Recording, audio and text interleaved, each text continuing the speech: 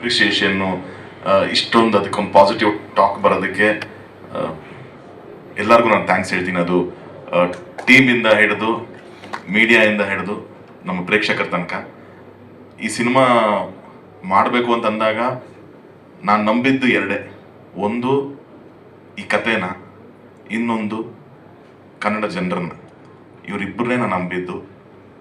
ಇಲ್ಲಿವರೆಗೂ ನಾವು ಮಾಡಿದಂಥ ಸಿನಿಮಾಗಳಲ್ಲಿ ನಾನು ಡೈರೆಕ್ಟ್ ಮಾಡ್ಬೇಕಾದ್ರೆ ನಾನು ಸ್ಟಾರ್ಸ್ ಜೊತೆ ವರ್ಕ್ ಮಾಡಿದ್ದೀನಿ, ಪ್ರೊಡ್ಯೂಸ್ ಮಾಡಬೇಕಾದ್ರೂ ಶರಣ್ ಇದ್ರು. ನನಗೆ ಯಾವಾಗಲೂ ಒಂದು ಸ್ಟ್ರೆಂತ್ ಥರ ಇರೋದು. ಫಸ್ಟ್ ಟೈಮ್ ನಾವು ಒಂದು ನ್ಯೂ ಕಮರ್ಸ್ನ ಇಟ್ಕೊಂಡು ಎಂಟರ್ ಆಗಿದ್ದು. ಅವಾಗ ಕೂಡ ನನಗೆ ಅನ್ಸಿದ್ದು ಒಂದೇನೆ, ಒಳ್ಳೆ ಕತೆ ಒಳ್ಳೆ ಕಾಂಟೆಂಟ್ ಇತ್ತು ಅಂತಂದರೆ ಕನ್ನಡದಲ್ಲಿ ಖಂಡಿತವಾಗ್ಲೂ ತುಂಬ ಚೆನ್ನಾಗಿ ರಿಸೀವ್ ಮಾಡ್ತಾರೆ. ಯಾವತ್ತೂ ಅದನ್ನ ಡಿಸಪಾಯಿಂಟ್ ಮಾಡಿಲ್ಲ ಅಂತ ಅಂದ್ಬಿಟ್ಟು ಇಲ್ಲಿ ಮತ್ತೆ ಅದು ನನಗೆ ಪ್ರೂವ್ ಆಗುತ್ತೆ. ನನಗೆ ಈ ಸಿನಿಮಾ ಅಂತೂ ಜಗದೀಶ್ ಸರ್ ಫಸ್ಟ್ ದಿವಸ ಸ್ಲೋ ಸ್ಟಾರ್ಟ್ ಇತ್ತು ನಮಗೆ ಅಂತ ಅಂದ್ಬಿಟ್ಟು ಅಂತ. ಸರ್ ಸೇಮ್ ಎಕ್ಸ್ಪೀರಿಯನ್ಸ್ ಸರ್ ನನಗೆ 2017 ನನ್ನ ಚೌಕ ರಿಲೀಸ್ ಆಗುತ್ತೆ ಸರ್. ಸೇಮ್ ನನಗೆ ಅವತ್ತಾದಂಥ ಎಕ್ಸ್ಪೀರಿಯನ್ಸ್ ಅದು. ತುಂಬ ಸ್ಲೋ ಸ್ಟಾರ್ಟ್, ಅಲ್ಲೂ 4 ಜನ ಹೀರೋಗಳಿದ್ರು. ಬಟ್ ಅವತ್ತಿಗೆ ಅವ್ರು 4 ಜನದ್ದು ಅಷ್ಟು ಪೊಟೆನ್ಷಿಯಲ್ ಆಗಿ ಒಂದು ಕೆರಿಯರ್ ಇರಲಿಲ್ಲ ಅವ್ರಿಗೆ. ಪಾಪ ದೇವರ್ also in a very low phase, 4 ಜನ ಹೀರೋಗಳದನ್ನು. ಸೊ ಎಲ್ಲ ಆ ಥರದೊಂದು ಟೈಮಲ್ಲೇ ಶುರುವಾಗಿದ್ದು ಚೌಕ. ಫ್ರೈಡೇ ಎಲ್ಲ ಕಡೆನೂ ತುಂಬ ಸ್ಮಾಲ್ ಓಪನಿಂಗ್ ಆಗಿದೆ ಇದು ಅನ್ನೋ ಥರನೇ ಇತ್ತು. ಶನಿವಾರ ಮಧ್ಯಾಹ್ನಕ್ಕೆ ಸ್ವಲ್ಪ ಅದು ಪಿಕಪ್ ಆಗ್ತಾ ಹೋಗುತ್ತೆ. ಭಾನುವಾರ ಬೆಳಗ್ಗೆಗೆ ನಾನು ಫಸ್ಟ್ ಒಂದು ಗಾಯತ್ರಿ ಥಿಯೇಟರ್ಲ್ಲಿ ಹೌಸ್ಫುಲ್ ಬೋರ್ಡ್ ಅಂತ ಮಾರ್ನಿಂಗ್ ಶೋ ಬಂತು ಅಂತ ನನಗೆ. ಇದು ಗಾಯತ್ರಿ ಥಿಯೇಟರ್ನಲ್ಲಿ ಫಸ್ಟ್ ಹೌಸ್ಫುಲ್ ಬೋರ್ಡ್ ಬರುತ್ತೆ ನನಗೆ. ಯೋಗಿ ಬೈ ಅವರು ಫಸ್ಟ್ ಹೌಸ್ಫುಲ್ ಬೋರ್ಡ್ ಕಣೋ ಗಾಯತ್ರಿ ಥಿಯೇಟರ್ಲಿ ಅಂತ ಹೇಳ್ತಾರೆ. ನನಗೆ ಅಲ್ಲಿ ಸ್ವಲ್ಪ ಖುಷಿ ಆಗುತ್ತೆ.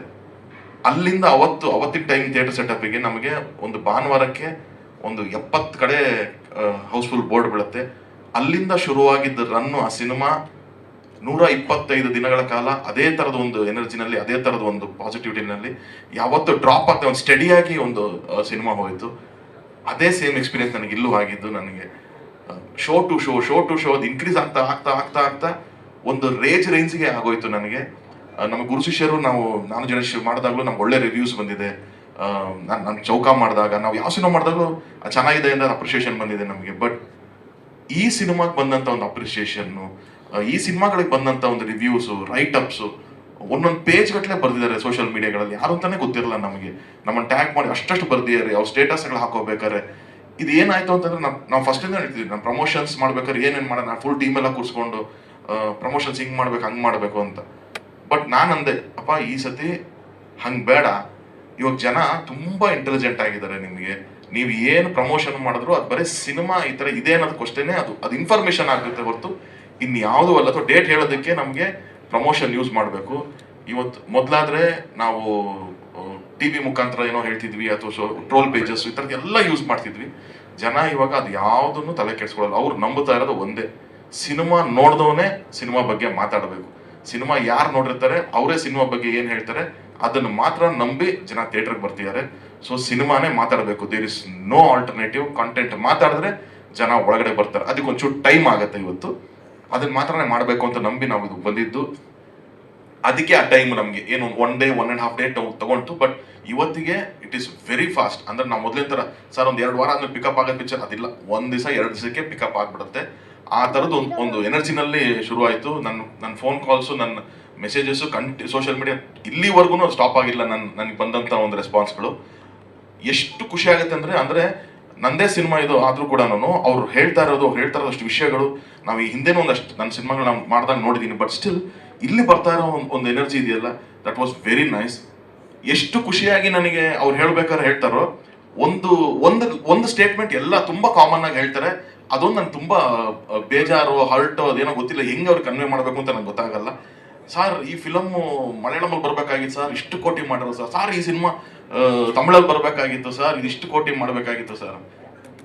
ಕನ್ನಡದಲ್ಲಿ ಬಂದಿದೆಯಲ್ಲ, ಇದು ಕನ್ನಡದಲ್ಲಿ ನೀನು ನೋಡು. ಕೋಟಿ ಮಾಡುತ್ತೆ ಮಾಡಲ್ಲ ಅದು ನನ್ನ ಪ್ರೊಡ್ಯೂಸರ್, ನನ್ಗೆ ಗೊತ್ತಿರೋದು.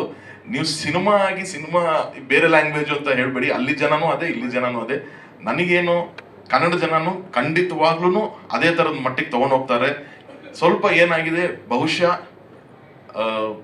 ತುಂಬ ಸಿನಿಮಾಗಳು ಡಿಸಪಾಯಿಂಟ್ ಆಗಿರೋದ್ರಿಂದ ಆಡಿಯನ್ಸಿಗೆ ಆ ನಂಬಿಕೆ ಬಂದಿಲ್ಲ. ಒಂದು ಒಳ್ಳೆ ಸಿನಿಮಾ ಬಂತು ಅಂದರೆ ಅದನ್ನ ನಂಬಿ ಹೋಗಬೇಕು ಅನ್ನೋ ನಂಬಿಕೆ ಬರ್ತಾ ಇಲ್ಲ. ಅದೇ ಹೇಳ್ದಂಗೆ ಓಪನರ್ಸ್ ಬಂದರು, ಇವು ಮಿಡ್ಲ್ ಆರ್ಡರು ಇದು ಖಂಡಿತವಾಗ್ಲೂ ಇದೊಂದು ಎಕ್ಕ ಆಯಿತು, ಸೂ ಫ್ರಮ್ ಸೋ ಆಯಿತು. ಸೊ ಇವಾಗ ಆಡಿಯನ್ಸ್ಗೆ ಒಂದು ಬಿಲೀಫ್ ಬರೋಕ್ಕೆ ಶುರು ಆಗುತ್ತೆ.